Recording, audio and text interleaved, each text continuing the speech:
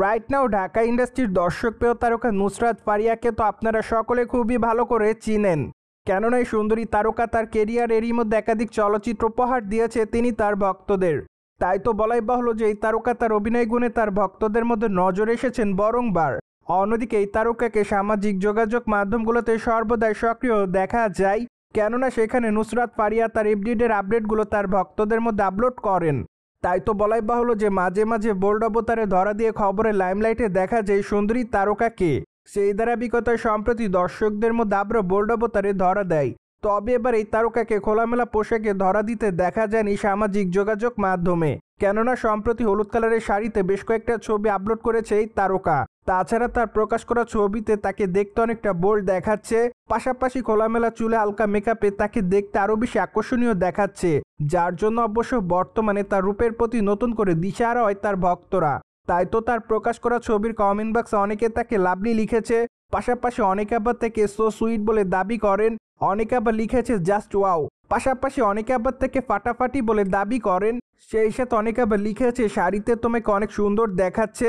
So যাই হোক, সবকিছু মিলে আপাতত নুসরাত ফারিয়া তার ভক্ত অনুরাগীদের কাছে এভাবে নজরে এসেছে বলে জানা যায়।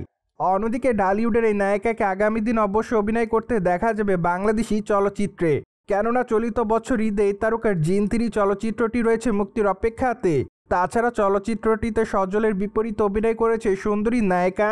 তাই তো আপাতত তার এই চলচ্চিত্রটি দেখার জন্য অপেক্ষার মধ্যে তার সকল ভক্তরা। পাশাপাশি বর্তমানে চলচ্চিত্রের সম্পূর্ণ শুটিংয়ের কাজ শেষ করা হয়েছে বলে জানা যায়। তাই তো আপাতত ধারণা করা যাচ্ছে চলচ্চিত্রটি খুবই শীঘ্রই সেন্সর বোর্ডে পাঠাবেন চলচ্চিত্র নির্মাতারা।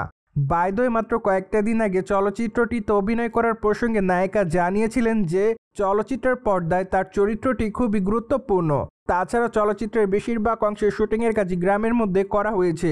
তাই তো চলচ্চিত্রের পর্দায় তাকে গ্রামের মেয়ের চরিত্র অভিনয় করতে দেখা যাবে, এমনটাই দাবি করেন এই তারকা। পাশাপাশি চলচ্চিত্রের পর্দায় বেশ কিছু ভয়ঙ্কর দৃশ্য থাকবে বলে জানিয়েছেন এই তারকা। কেননা এই তারকা জানিয়েছে, আগে তো আপনারা জিন চলচ্চিত্রের বাকি দুটি চলচ্চিত্র দেখেছেন, মূলত সেখান থেকে একটু হলেও ধারণা পাবেন চলচ্চিত্রটি আসলে কেমন ভয়ানক হতে পারে। কিন্তু আমি দর্শকদের উদ্দেশ্যে বলতে পারি, বাকি দুটি পর্বের থেকে তৃতীয় পর্ব আরও বেশি ভয়ঙ্কর হবে। তাই তো আমি আশা করছি দর্শকদের কাছে চলচ্চিত্রটি ভালো লাগবে। সো ভিউয়ার্স, জেনে তো নিলেন সম্প্রতি সময়ে হলুদ কালারের শাড়িতে দর্শকদের কাছে বোল্ড অবতারে ধরা দিয়েছে নুসরাত ফারিয়া।